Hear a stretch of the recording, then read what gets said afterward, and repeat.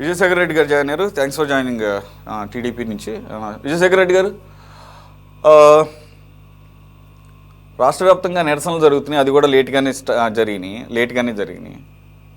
ఇక్కడ నా వరకు నేను విన్నప్పుడు నాకు బ్లడ్ బాయిల్ అయింది. మరి మహిళలకి ఎంత బాయిల్ అవ్వాలి, అందులో టీడీపీలో ఉన్న వాళ్ళకి ఎంత బాయిల్ అవ్వాలి? 2 days పట్టింది రాష్ట్ర మహిళా కమిషన్ కూడా స్పందించడానికి.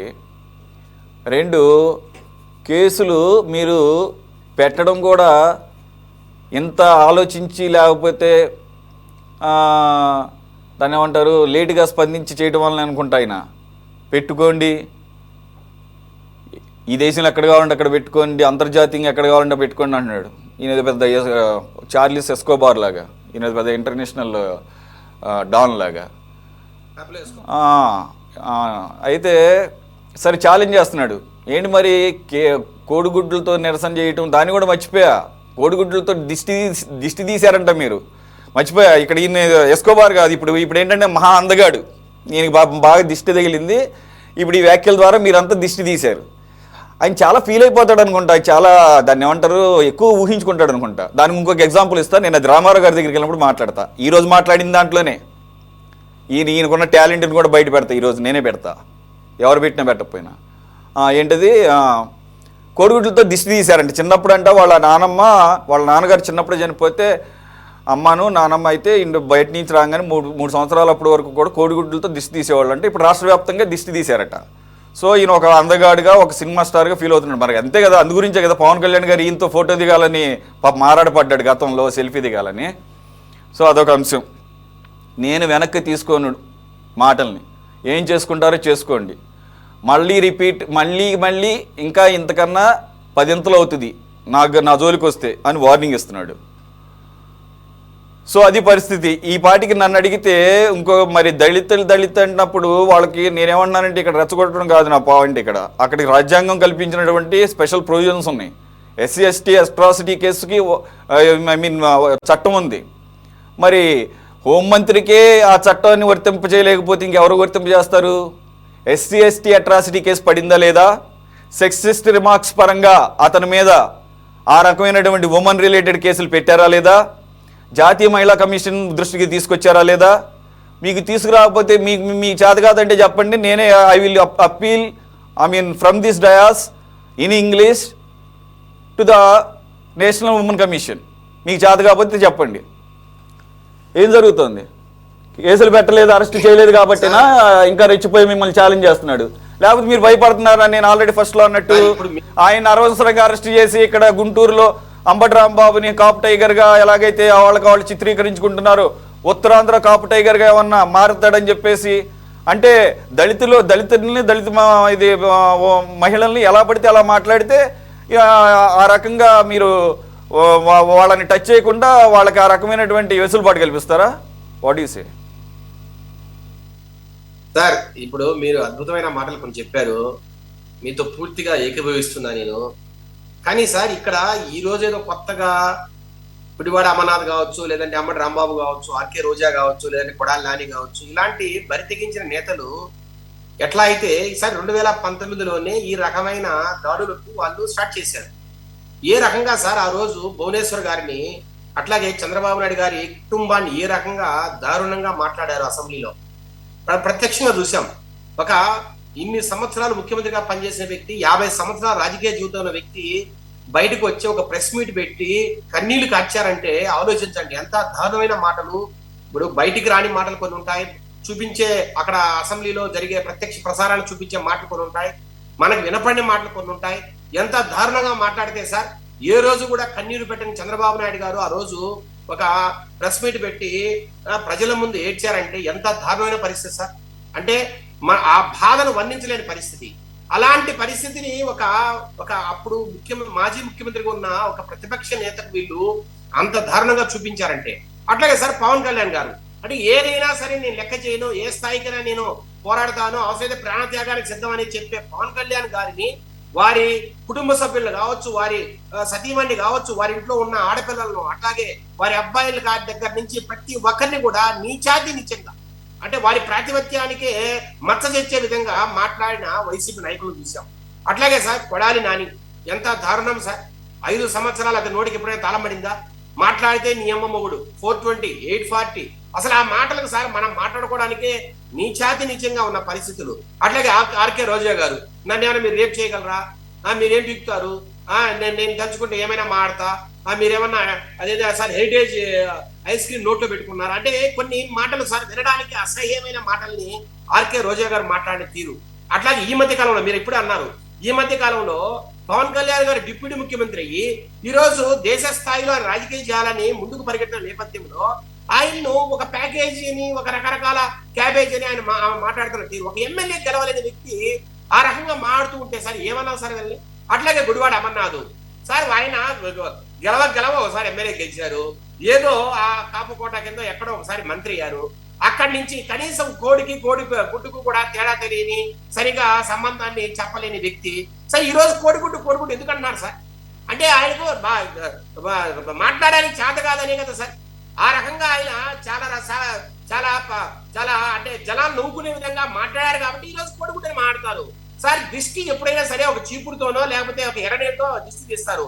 కోడిగుడ్లతో దిష్టి తీసే విషయాన్ని అయితే నాకు తెలియదు సార్, నేను ఎప్పుడు చూడాల. మీలాంటి పెద్దలు ఎవరైనా చెప్పాలి, కోడిగుడ్లతో ఎవరికైనా దిష్టి తీస్తారా సార్? ఈయన ఒక గుడ్డు అంటే కోడిగుడ్డు అన్నామంటే లేదంటే గుడ్డు అన్నామంటే అది ఒక వెలికిగా ఎవరైనా మాకు తెలియదు. ఉప్పు గలుతోనే ఆడితో చేస్తారని తెలియదు. మేబీ అటువైపు ఉన్న సంప్రదాయం ఉందో మాకు తెలియదు. చెప్పాలి అంటే వాళ్ళు ఎప్పుడు చూసారేమో. అది పక్కన పెట్టండి, అది పక్కన పెట్టండి. ఆయన దాన్ని క్రెడిట్ గా తీసుకుంటున్నాడు. కోడిగుడ్లతో కొడతాని సిద్ధంగా ఉన్నారు, ఆల్రెడీ కొడుతున్నారని తెలిసి. సార్ ఇవన్నీ కూడా రెచ్చగొట్టే మాటలు మాడడం పబ్లిసిటీ స్టంట్. అంటే వైసీపీ వారు ఈరోజు సరైన ప్రతిపక్ష పాత్ర పోషించడంలా ఈరోజు అద్భుతంగా డెవలప్మెంట్ ఓ పక్క, సంక్షేమ పథకాలు ఓ పక్క, అమరావతి ఓ పక్క, నీటిపారుదల శాఖ ప్రాజెక్టు ఓ పక్క, రకరకాలుగా ఈరోజు డెవలప్మెంట్ జరుగుతున్న నేపథ్యంలో ప్రజల దృష్టి వాటి నుంచి మరల్చాలి సార్. ఏం చేయాలి? ఏదో ఒక సెన్సేషన్ గా మాడాలి సార్. ఇప్పుడు ఈ రోజు జూన్ 12వ తారీఖున ర్యాలీలు పెట్టారు. ఆ ర్యాలీల్లో ఏం మాడతారు? ఏం చేయలేదని మాడతారు, ఏం ఎన్నుపూడి పొడిచిందని మాడతారు. సరైన సహేతుకమైన కారణాలు ఎక్కడ దొరకవు సార్. ఈ రోజు అన్ని రకాలుగా ఒక ఇంటిగ్రేటెడ్ డెవలప్మెంట్ ఈ రాష్ట్రంలో జరుగుతున్న తీరుని, అట్లాగే సంక్షేమ పథకాలను మనము ప్రజలే పంపిస్తున్న తీరుని ప్రజలు చూస్తున్నారు, వాళ్ళు కూడా చూస్తున్నారు వైసీపీ నాయకులు.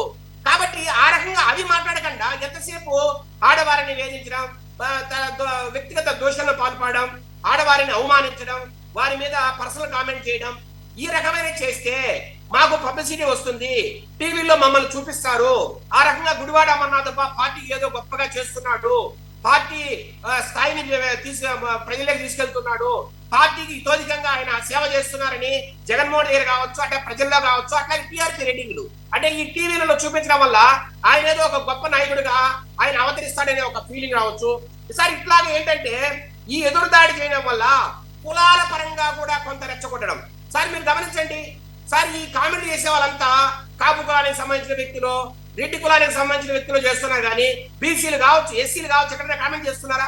ఎందుకు చేయట్లా సార్? ఈ రోజు ఏ కులాల ఓట్లయితే ఆ స్వింగ్ అవడం వల్ల పార్టీల భవితవ్యం మారుతుందో, ఎట్లయితే రాష్ట్రంలో కొంత అధికార మార్పిడి జరుగుతుందో ఆ కులాలని టార్గెట్ చేస్తున్నారు. దాంట్లో ప్రధానంగా కాపు కులాన్ని. ఇప్పుడు కాపు కులము చాలా వరకు పవన్ కళ్యాణ్ గారి తరపున కావచ్చు, అట్లాగే టీడీపీ తరపున కావచ్చు కొంత సపోర్ట్ ఉండడం అనేది మనం గత ఎన్నికలు చూసాం. బలిజలందరూ కూడా రాయలసీమలో టీడీపీ తరపున కావచ్చు, అట్లాగే కాపులు అంతా పవన్ కళ్యాణ్ అట్లాగే టీడీపీ తరపున మెజారిటీ అంటే నేను పూర్తిగా ఏకపక్షంగా ఉందని చెప్పట్లేదు కానీ మెజారిటీలో ఉన్న నేపథ్యంలో ఆ కులంలో చీలికలు తేవాలి. చీలికలు తేవాలంటే ఏం చేయాలి?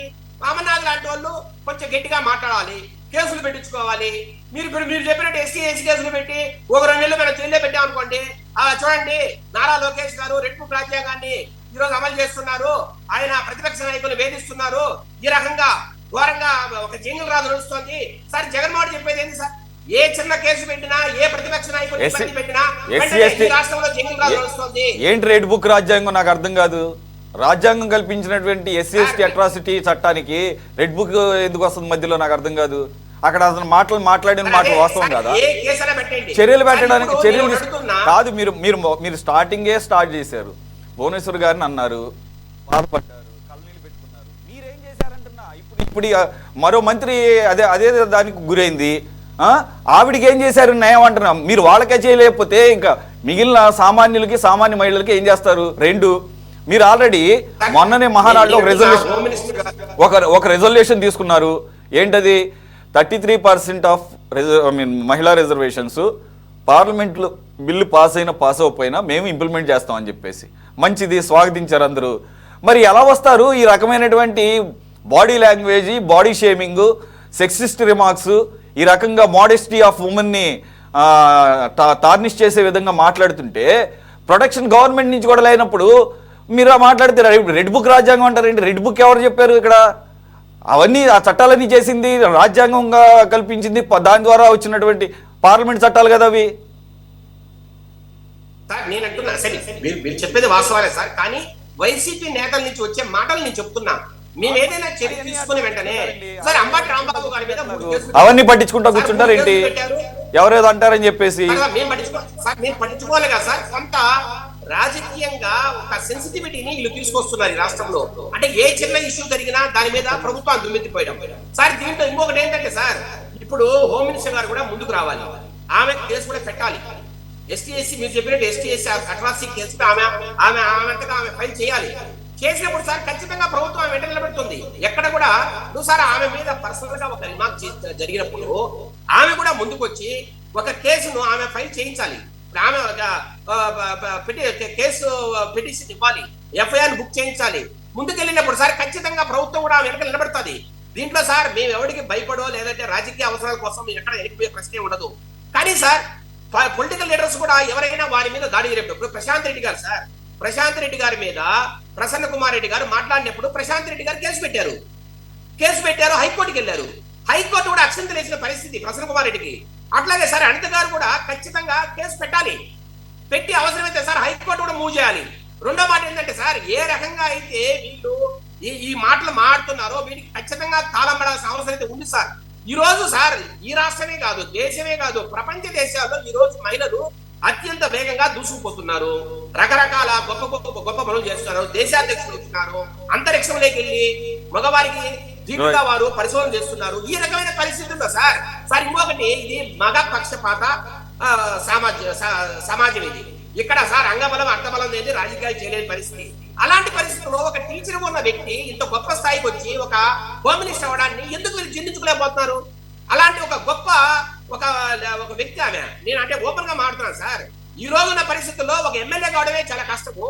అట్లాంటిది వెనుకబడి వర్గాల నుంచి వచ్చి ఆమె హోమ్ మినిస్టర్ అయ్యి ఈ రోజు సార్ నాకు తెలిసి చంద్రబాబు నాయుడు గారు, నారా లోకేష్ గారి తర్వాత మూడో వ్యక్తిగా ఆమె ప్రతి ప్రెస్ మీట్ కావచ్చు, ఈ రోజు ప్రభుత్వం గురించి మాట్లాడే తీరు కావచ్చు, తర్వాత సమస్యల మీద స్పందిస్తున్న తీరు కావచ్చు సార్, ఈ రోజు అద్భుతంగా చేస్తోంది. అందుకనే ఆమె మీద ఎదురుదాడి చేస్తున్నారు. ఆమె ఆత్మవిశ్వాసాన్ని దెబ్బతీయాలా, ఆమెను అగౌరవపరచాలా, ఆమెని అనగదొక్కాలనే ఒక ప్రయత్నం జరుగుతోంది వైసీపీ నుంచి అనేది నా భావన. లేకపోతే సార్ ఇట్లాంటి సార్ ఇప్పుడు మీరు ఒక ర్యాలీ పెట్టినప్పుడు ఎవరు విమర్శించాలా? టీడీపీ విమర్శించాలా, లేదంటే ఎన్డీ అలయన్స్ విమర్శించాలా, ప్రభుత్వాన్ని విమర్శించాలా? వ్యక్తిగతంగా అనితగానే విమర్శించాల్సిన అవసరం ఏముంది? లేదంటే ఆమె ఏమన్నా మీ మాదిరి మీ మాదిరి అడగదొక్కే రకంగా ఏమైనా పరిపాలన చేస్తుందా? మీరు కరెక్ట్ పాయింట్ నే రైజ్ చేశారు. ఈవెన్ ఈ రోజు మాట్లాడుతూ మీడియాతో గుడివాడ అమర్నాథ్ తానే ఒప్పుకున్నాడు, నేను మహిళలందరినీ ఉద్దేశించి నేను అనలేదు, నేను వ్యక్తిగతంగా అనిత గారిని టార్గెట్ చేసుకొని అన్నాడు. అంటే ఆ ర్యాలీ పెట్టింది అనిత గారి కోసం పెట్టాడు అనమాట. అట్లా అంత గొప్పగా ఉంది పరిణితి. ఖచ్చితంగా ఆమె ముందుకు రావాలి సార్, కేసు పెట్టాలా? మీరు చెప్పినట్టు ఎస్టీ అట్రాసిటీ కేసు పెట్టాలా ఆమె సార్? ఆమె ముందుకు రావాలి ఖచ్చితంగా sir. Telugu Desam party, ND alliance మొత్తం కూడా ఆమె సపోర్ట్ నిలబెట్టారు. ఆవిడే ప్రభుత్వంలో ఉంటే మళ్ళీ ప్రభుత్వ సపోర్ట్ ఉంటుంది. ఆవిడ రావాలని చెప్పేసి మీరు కరెక్ట్ గా చెప్పాల్సిన అవసరం ఏముంది? రైట్. రామారావు గారు, ప్రశాంత్ రెడ్డి గారు కేసు పెట్టినప్పుడు నారా లోకేష్ గారు కావచ్చు, చంద్రబాబు గారు చెప్పారా? ఆగండి. అసలు యాక్చువల్ గా ఈ రోజు నేను యాడ్ చేసింది, నేను అసలు టాపిక్ తీసుకోవడానికి కారణం ఏంటంటే, ఒకటి అమర్నాథ్ ముందుకు ఈ రోజు మళ్ళా వచ్చి ఛాలెంజ్ చేశాడు. రెండు అంతకన్నా ఘోరంగా మాట్లాడాడు నల్లపరెడ్డి ప్రసన్న కుమార్ రెడ్డి. ఆయన ఏం మాట్లాడాడు ఒకసారి వినండి. ప్రసన్న కుమార్ రెడ్డి. అదృష్టం కొద్దీ సోమిరెడ్డి ప్రశాంత్ రెడ్డి గారు ఈ మధ్యన పెనుబల్లి చెల్లాయిపాళెంలో పర్యటించడం జరిగింది. ఆ పర్యటనలో గత ప్రభుత్వంలో ఒక్క తట్ట మట్టి కూడా వెయ్యలేదు అని చెప్పి చెప్పారు సోమిరెడ్డి ప్రశాంత్ రెడ్డి గారు. నేను ఒక్కటే అడుగుతున్నా ఆ సోమిరెడ్డి ప్రశాంత్ రెడ్డి గారిని, తట్ట మట్టి అంట అంటే రేణుగుంటలో ఆ మెస్సును నడిపేటప్పుడు ఈ తట్టల వ్యాపారం కూడా చేసిందేమో అనిపిస్తా ఉంది నాకు. నువ్వు ఎమ్మెల్యేగా, అధికార పార్టీ ఎమ్మెల్యేగా నువ్వేం చేస్తావో చెప్పు, ఏం చేసావో చెప్పు. మా మీద ఎందుకు నీ బాధ? ఏదో ఒకటి మమ్మల్ని అంటావు, మేమేదన్నా తిరిగంటే ఆవేశంతో ఊగిపోతావు. ఇవన్నీ వద్దు. ఎట్లా ఈవీఎంలు నిన్ను ఎమ్మెల్యేని చేసాయి. మీరంతా కూడా ఈవీఎంలు ఎమ్మెల్యేలే, ప్రజలు ఓట్లేస్తే గెలిచిన వాళ్ళు కాదు. అదృష్టం కొద్దీ ఈవీఎంలతో ఎమ్మెల్యేలు అయినారు. మేమేందో కూడా చూపిస్తాం. మాకు కూడా వచ్చు, ఇంతకన్నా వచ్చు. 1961 నుంచి ఉంది మా కుటుంబం రాజకీయాల్లో. మీలాంటి వాళ్ళని చాలా మందిని చూసాం. వచ్చారు మీరు, ఒక్క దెబ్బకి వెళ్ళిపోతారు మేము కానీ అనుకుంటాం. సోమిరెడ్డి ప్రశాంత్ రెడ్డి గారు, రామారావు గారు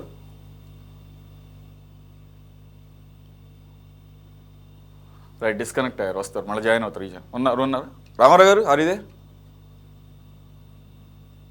సార్, నా వాయిస్ వినపడుతుందా రామారావు గారు?